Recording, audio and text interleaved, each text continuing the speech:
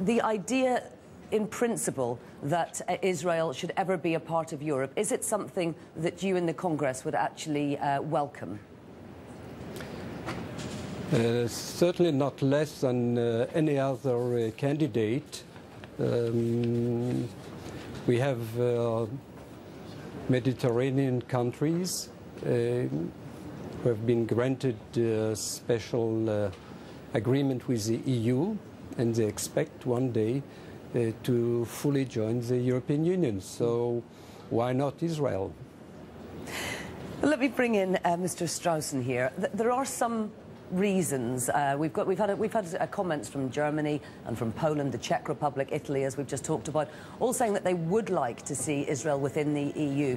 But other people, other countries like France, have said it's really impossible while certain things are in place. And one of the problems that they state are the borders, or the fact that Israel doesn't have a defined border. Do you see that as a particular stumbling block? Well, it is a major problem in the context of the Palestinian-Israeli crisis and the fact that since 1947 we've had a discussion about a two-state solution.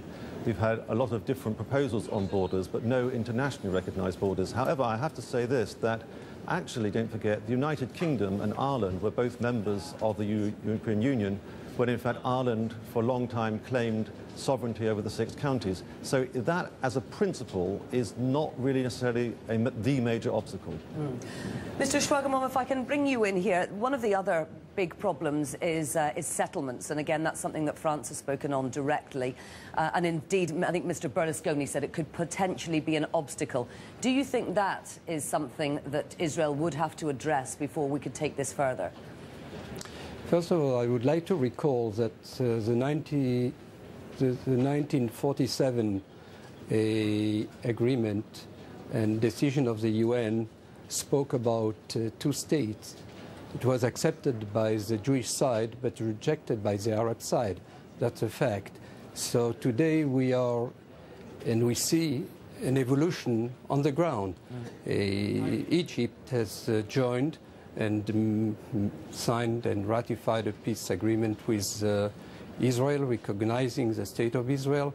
So did later Jordan and some other Arab countries and Muslim countries. So the real issue is today how to come back to the table of negotiation for renewing the peace process between Israel and its neighbors. The rest is a question of negotiation, whether it's the building of additional housing in some parts, or whether it's a swap, or whatever decision will be taken during the negotiation. Well, perhaps the largest question we have actually is that of is more of a philosophical one. The European Union, at its very basic core, is about the free movement of people, of services and goods. Is that something that Israel is really going to be able to cope with, in the sense that, you know, Israel is a state for Israelis? If I can put that first of all to you, Mr. Strawson. Well, I think the point of the truth of the matter is that the European Union is very much built around the question of nationalism anyway. And we have, of course, many so-called Eurosceptics within the European Union, and countries play quite a different attitude to the questions of what they believe their national identity is in relation to the European Union. So I don't think that in itself is a particular problem. I think, in fact, if you look at the proposals that Shimon Peres, now the President of Israel, had at the time of the Oslo agreements, right back in the early 1990s, he actually did propose that Israel, a Palestinian state, and Jordan could, in fact, have a kind of economic union which would allow the free movement of capital, labor and people, and the exchange of culture. So I think the idea of free movement in and of itself is not something which would be a particular problem.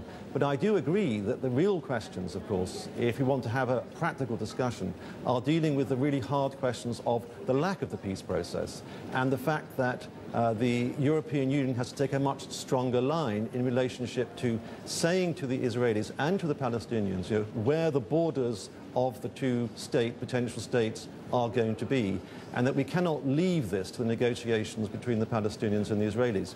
But if the European Union is a carrot for the Israelis and for the Palestinians, and I think it would have to be for both, as a matter of fact, and not just for one, then it could in fact be quite a useful way of thinking about a road towards the peace process.